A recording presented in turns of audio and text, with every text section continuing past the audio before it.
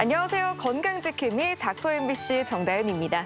질환에 관한 다양한 궁금증 여러분의 입장에서 꼼꼼하게 짚어드리겠습니다. 세계보건기구는 비만을 21세기 신종 감염병으로 지칭하고 있습니다. 고도비만 환자의 경우 일반인보다 당뇨병 위험이 약 4배에서 5배 이상, 고혈압 위험은 3배가량 높다는 연구 결과가 있을 정도로 다양한 질환을 일으킬 수 있습니다. 그래서 요즘 비만 치료를 위해 의학의 도움을 받는 분들이 많지만 효과적인 처방과 체계적인 관리가 동반되지 않을 경우 오히려 부작용 위험이 증가할 수 있는데요. 그래서 오늘은 전주 우주 메디웰 의원 정우주 원장과 함께 기능의학 비만 치료에 대해 자세히 알아보겠습니다. 비만은 만병의 근원이라고 알고 있지만 여전히 현대인들 중에는 비만 치료를 해결하지 못한 분들이 많습니다. 그래서 개인의 건강 상태를 면밀히 분석한 후 정상 체중 회복을 중요하게 생각하는 기능의학 비만 치료에 대한 관심이 높아지고 있는데요. 그래서 오늘은 마취통증의학과 전문의 정우주 원장과 함께 기능의학 비만 치료에 대해 자세히 알아보겠습니다. 네, 원장님 안녕하세요. 안녕하세요. 네, 요즘 갈수록 늘어나는 체중 때문에 고민하시는 분들이 참 많습니다. 현대인의 비만율이 높아지고 있는 원인, 어디에서부터 시작이 된 걸까요?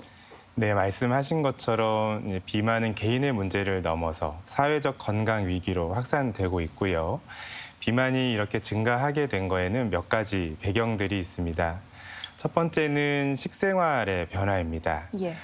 과거에는 자연 식재료 중심으로 식사를 많이 했지만 지금은 정제 탄수화물, 그다음에 트랜스 지방, 그리고 각종 첨가물이 들어간 음식들을 많이 섭취하고 있고요. 두 번째는 생활 방식의 변화입니다. 네. 우선 예전보다 신체 활동이 많이 줄었습니다. 첫 번째는 좌식 생활을 워낙 많이 하게 되고요. 그렇죠. 사무직이나 이런 경우죠. 그리고 여가 시간도 누워서 스마트폰이나 TV와 함께 하는 경우들이 많아서 이 전체적인 활동이 줄다 보니까 기초 대사량도 많이 줄게 되었습니다. 예. 끝으로는 수면 부족이나 스트레스 문제인데요. 충분히 잠을 자지 못하고 만성 스트레스에 노출되면 이것과 비만과 관련된 호르몬 문제들이 생겨서 이 또한 비만에 영향을 주게 됩니다.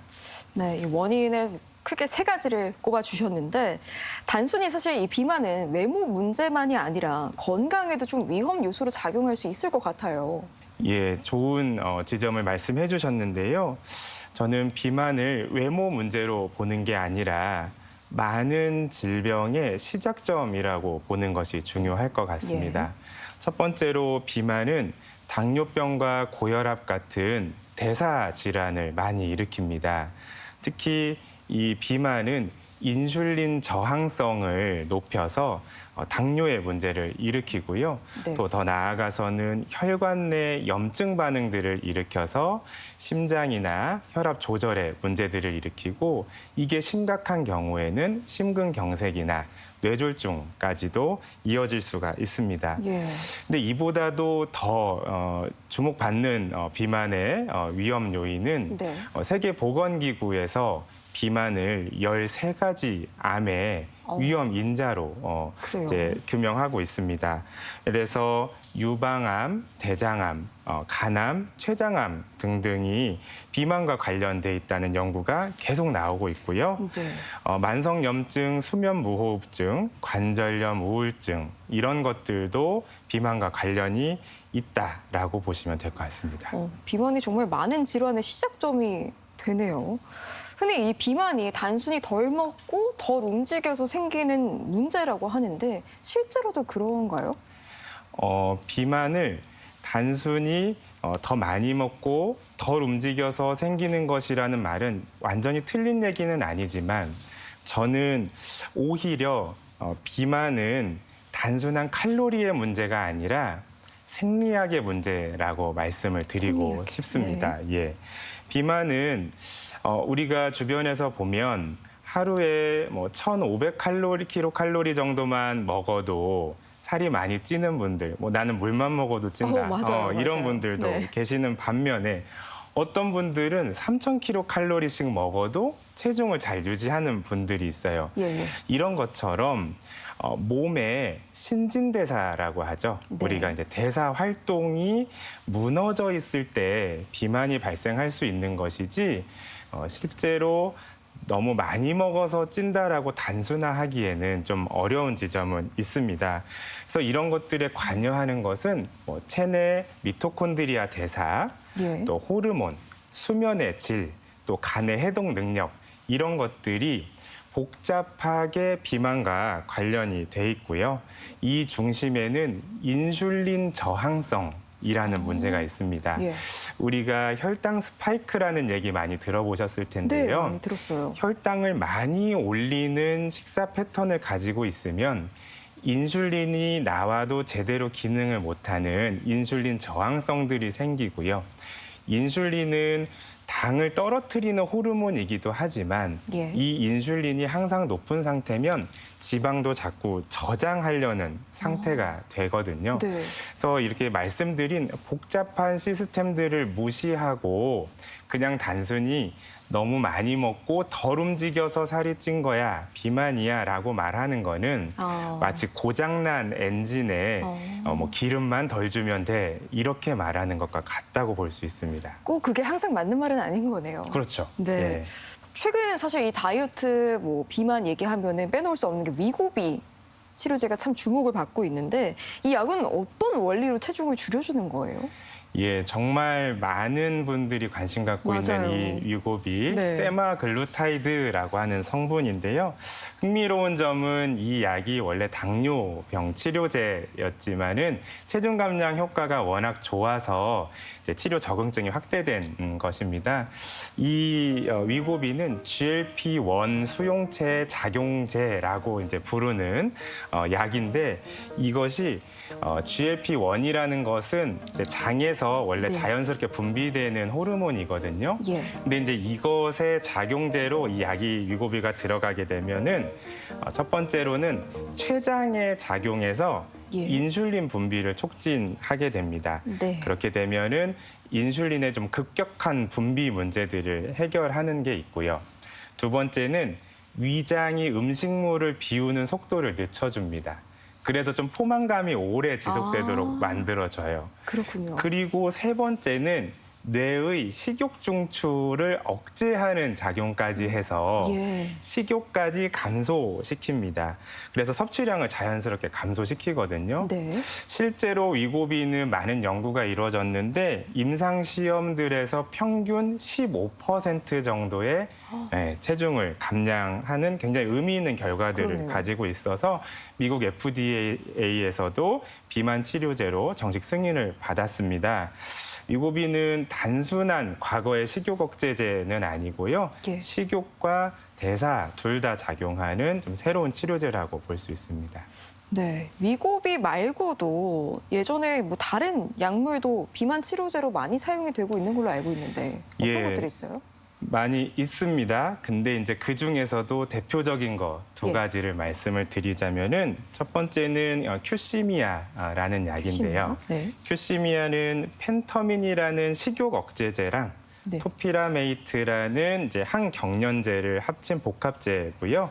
이 펜터민이라는 게 교감신경계를 자극해서 식욕을 억제하고 토피라메이트가 포만감을 높이는 두 가지 복합제제. 거든요. 그리고 또 한 가지 말씀드릴 수 있는 약제는 이제 콘트라브라는 약인데 이것 또한 네. 복합 제제인데요.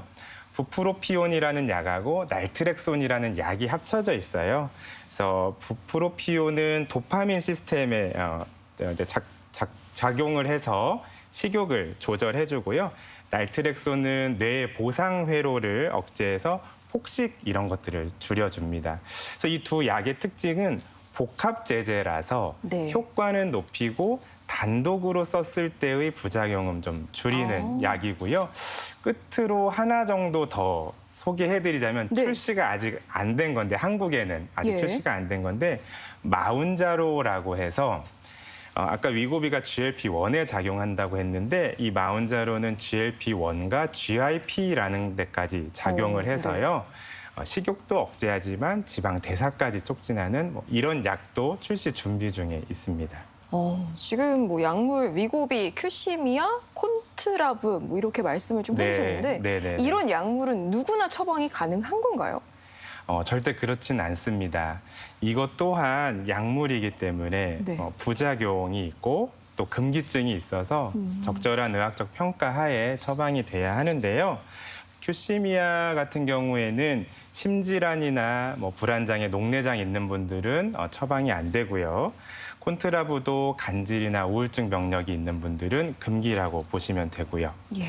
위고비도 췌장염 병력을 가지고 있거나 가족 중에 갑상선 수질암 가족력이 있는 경우에는 처방을 하면 안 될 것 같습니다. 그리고 이제 부작용들도 문제가 있는데요. 네. 이제 위고비 같은 경우에는 대표적으로 메스꺼움이나 네. 구토, 위장 장애, 아주 드물게 우울증 같은 게 있을 수 있고요. 그다음에 큐시미아는 입마름, 두근거림, 불면 같은 게 있을 수 있고, 콘트라브는 어지러움, 변비, 또 이제 기분이 좀 조절이 좀 안 되는 그런 문제들이 있을 수 있어요. 그런데 이제 이런 복잡한 부작용이나 금기보다도 예. 제가 더 우려하는 것은 네. 약으로만 비만을 접근했을 때 첫 번째 문제는 심리적 의존도예요. 이 약에 너무 내가 의존해 버리는 거죠. 저도 환자들 보면은 3년, 4년씩 이것에 의존하는 경우들도 있어요. 예. 다른 또 한 가지는 네. 이 약을 끊었을 때 다시 체중이 증가한다는 거죠. 맞죠. 네, 위고비에 대한 연구를 보면은 예. 위고비를 끊었더니 1에서 2년 사이에 내가 감량했던 체중의 70에서 90%가 다시 증가했다라는 연구가 있거든요. 그러네요. 예, 그래서 이런 약물들은 내가 정말 지방이 안 쌓이게 하는 몸으로 만드는 약은 아니고 예. 일시적으로 다이어트에 도움을 주는 약이라고 이렇게 인식해야 할 것 같습니다. 네, 이렇게 좀 비만 치료제의 부작용과 한계에 대해서 좀 설명을 해주셨는데 의학적으로 보완할 수 있는 접근법은 없을까요? 의사들이 이제 이런 부분들이 있으니까 네. 이것들을 어떻게 보완하고 넘어설지에 대한 고민은 계속 이어졌습니다. 이제 그런 여러 가지 접근이나 개념 중에 하나가 기능의학이라는 건데요. 예. 이 기능의학이라는 것은 몸의 기능을 회복시켜서 근본 원인들을 해결해 보자라는 접근입니다. 이게 좀 어려울 수 있어서 예를 들자면 네. 당뇨에 대한 전통의학의 접근은 예. 당이 높으니 당을 낮추는 약을 쓰자라는 것이라면 그게 전통의학인 거죠? 그렇죠. 네. 기능의학이라는 것은 이 사람이 왜 당뇨가 왔을까? 이 사람의 몸은 어떻게 변했길래 당이 자꾸 높아질까의 원인을 찾아서 그거를 수정해보자라는 접근이에요. 그래서 이 기능의학이라는 접근으로 보자면은 몸을 스스로 회복할 수 있는 능력을 맞추는 거, 만드는 거에 집중이 돼 있습니다. 그래서 주로 접근하는 거는 첫 번째 이제 개인의 맞춤형으로 하게 되고요. 예. 두 번째는 근본 원인을 찾아서 하게 되고요. 세 번째는 생활 습관 기반으로 스스로 회복해 나갈 수 있는 그런 방식으로 접근하는 것이라고 보시면 됩니다. 네, 지금 당뇨로 좀 예를 들어주셨는데 그렇다면은 기능의학에서 비만을 바라보는 관점은 전통의학이랑은 어떤 차이가 있어요? 예, 꽤나 차이가 있는데요.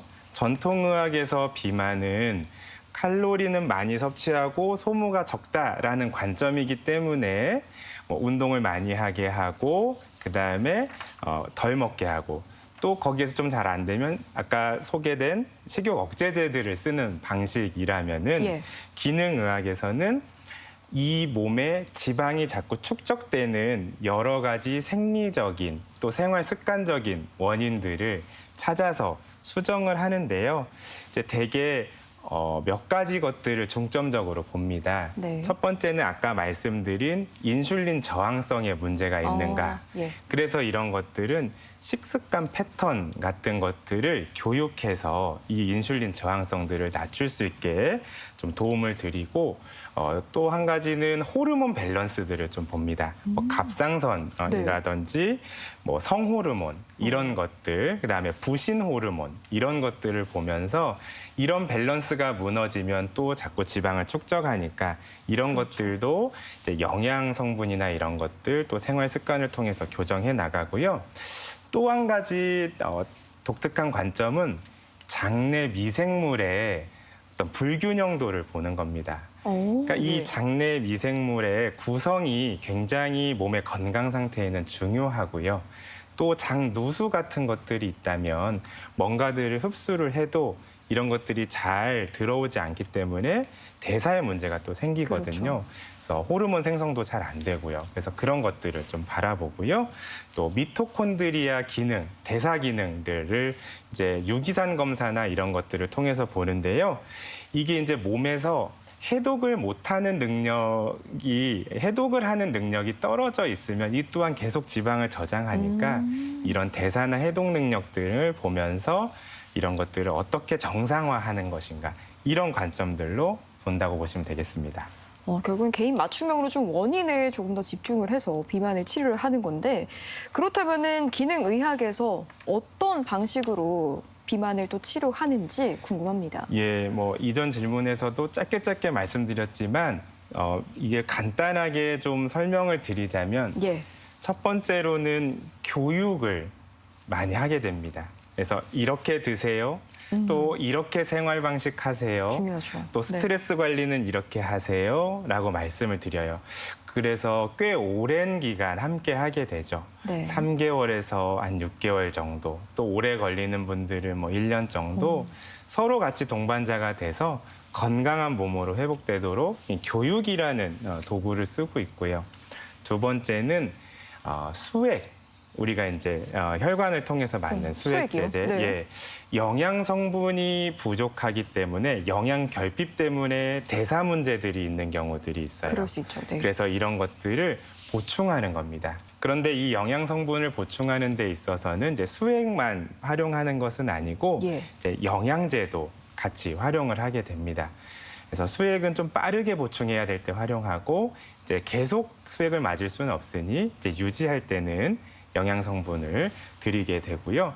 끝으로는 이제 장 치료를 같이 하게 되는데요. 네.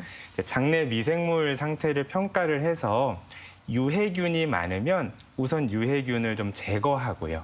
그다음에 장 점막들, 우리가 바이오필름이라고 하는 것들, 이런 것들을 회복할 수 있도록 도움을 드리고 그다음에 좋은 유익균을 복용해서 넣을 수 있도록 이런 식으로 접근한다고 보시면 되겠습니다. 예, 기능의학에 대해서 계속 이야기를 듣고 있는데 굉장히 흥미롭습니다. 저도 사실 이 체중 감량 찾아봤을 때 많이 나왔던 게 간헐적 단식이거든요. 비만 치료에 이용하시는 분들이 부쩍 많이 늘어난 것 같은데 간헐적 단식 또는 시간 제한 식사 실제로 도움이 되나요? 정말 좋은 방법이거든요. 그래요? 예. 우선은 간헐적 단식은 뭐 여러 연구가 있지만은 2형 당뇨병 환자에서 칼로리 제한 식단보다도 훨씬 더 체중 감량이 잘 되는 걸로 나왔어요. 간헐적 단식이. 그렇군요. 간헐적 단식엔 총 3가지 종류 정도를 소개할 수 있을 것 같은데 예. 첫 번째가 말씀하신 시간 제한 식사입니다. 네. 이게 18대 6이 있고 16대 8이 있는데 네. 예를 들어서 16대 8 같은 경우에는 8시간 동안 식사를 하고 네. 16시간 동안은 공복을 유지하는 거거든요. 그래서 예를 들면 아침을 뭐 8시에 먹었다. 네. 그러면 8시간 안에 나머지 식사를 마치고 나머지는 비우는 거. 뭐 예를 들면 점심을 12시에 먹었다. 그렇죠. 그러면 저녁을 8시 8시. 안에 먹고 나머지는 비우는 방식이라고 볼 수 있고요. 이렇게 시간 제한 식사들을 하게 되면은 대사가 많이 정상화되고 체중도 점점 감소를 하게 되고요. 나머지 2가지 방식은 뭐 격일 단식이 있고 5대2 방식이 있는데 격일은 뭐 하루는 정상, 하루는 25%의 열량만 먹고 또 5대2는 5일은 주중에는 정상적으로 먹고 이틀은 거의 공복으로 금식을 하는 뭐 이런 방식들도 와, 있습니다. 네. 그리고 이제 끝으로 FMD라고 해서 예. 단식 모방 다이어트라는 게 있거든요. 네. 오일을 금식하라고 하면 하실 수 있을 것 같으세요? 저는 쉽지 않더라고요. 쉽지 않죠. 예. 그렇지만 이거는 실은 금식이 첫째 날, 둘째 날, 셋째 날, 넷째 날, 다섯째 날이 점점 좋은 효과가 나오거든요. 그래요? 예, 이게 대사 정상화, 지방 분해, 그다음에 인슐린 저항성 감소, 세포 재생 막 이렇게 그래서 오일이 실은 굉장히 좋은 효과를 내서 네. 이런 것들을 돕는 이제 영양 성분들이 있어요. 최소한의 영양분만 넣어서 생활은 되게 하고 몸은 금식으로 인식하게 만드는 거예요.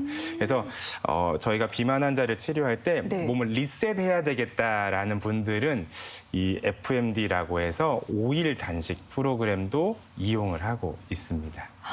한번 도전을 해봐야겠네요. 예. 이 체중을 감량했다가 다시 체중이 늘어나는 경우를 요요라고 부르잖아요. 이런 경우에 몸 상태가 사실 좋지는 않을 것 같거든요. 어때요? 요요는 정말 안 좋죠. 왜냐하면 이게 생리적 스트레스가 몸에 막 누적이 되는 거예요. 그러니까는 체중을 빼셨죠. 뺄 때는 지방도 빠지지만 근육도 빠졌어요. 맞아요. 그런데 찔 네. 때는 근육은 안 생기고 지방만 그게 다시 문제예요. 찐단 말이죠. 그러니까 대사 능력은 점점 더 안 좋아지는 거니까 더 지방이 잘 쌓이는 몸, 살이 더 잘 찌는 몸이 되는 거고요. 이 요요가 반복되면 심혈관 질환이나 당뇨 이런 것들도 더 많이 발병한다고 돼 있어요. 또 제가 이것보다도 더 우려하는 거는 네. 심리적인 좌절감입니다. 그러니까 요요를 한번 겪게 되면요.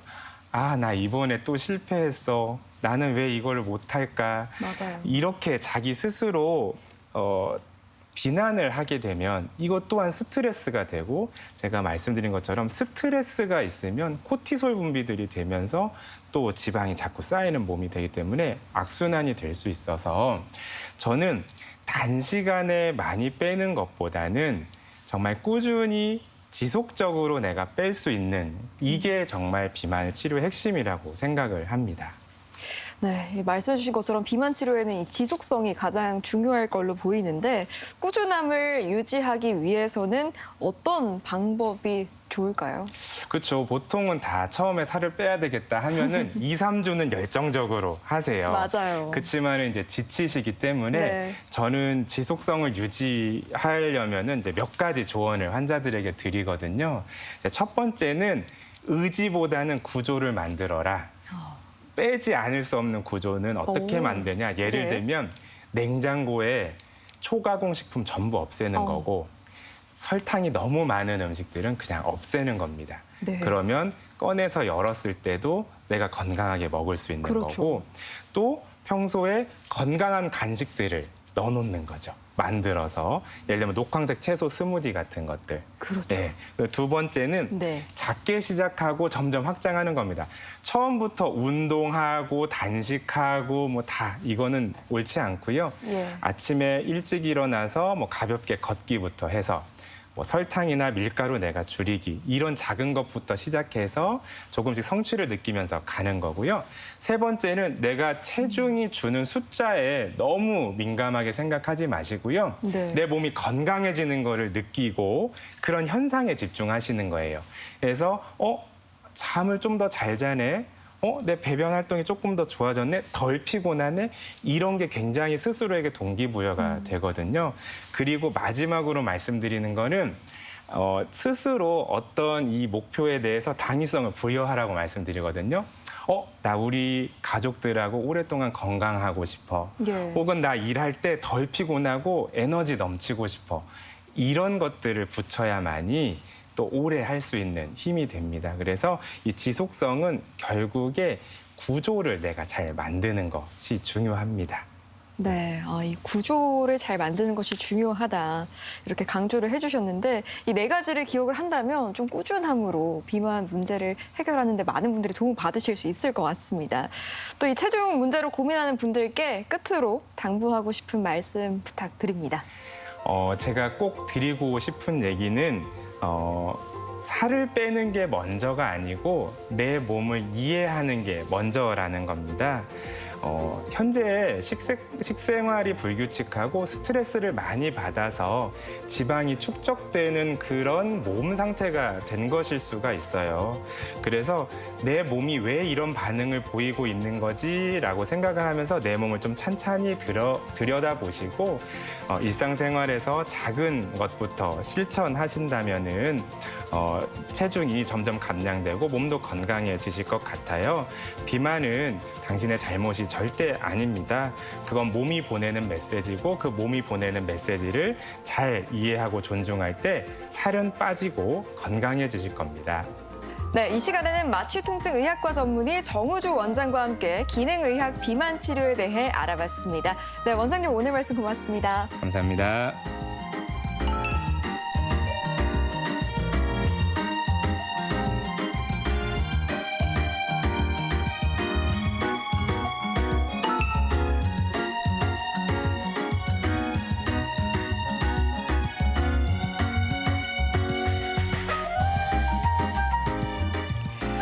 네, 요즘 디지털 시대에 살아가는 현대인들의 눈 건강 점차 나빠지고 있습니다. 더구나 이른 무더위의 시작으로 냉방기기 사용이 늘어나면서 눈이 건조해지는 경우가 많아지고 있는데요. 그래서 건강한 눈을 지키기 위해서는 어두운 곳에서 전자기기 사용을 자제하고 적절한 조명을 유지해주는 것이 좋습니다. 그리고 일정 시간마다 눈의 휴식 시간을 갖고 먼 곳을 바라보며 눈의 긴장을 풀어주는 것이 좋고요. 안구 건조증 예방을 위해 수시로 수분 섭취를 해주는 것도 중요합니다. 그리고 비타민이 풍부한 당근, 시금치, 오메가3가 많은 생선, 블루베리 등을 섭취하는 것도 눈 건강에 도움이 됩니다. 그리고 이 밖에 건강과 관련해 궁금증이 있다면 전주 MBC 홈페이지에 언제든지 질문 남겨주시기 바랍니다. 닥터 MBC가 여러분의 궁금증 풀어드리겠습니다. 저희가 준비한 소식은 여기까지고요. 다음 주 이 시간에 다시 찾아뵙겠습니다. 고맙습니다.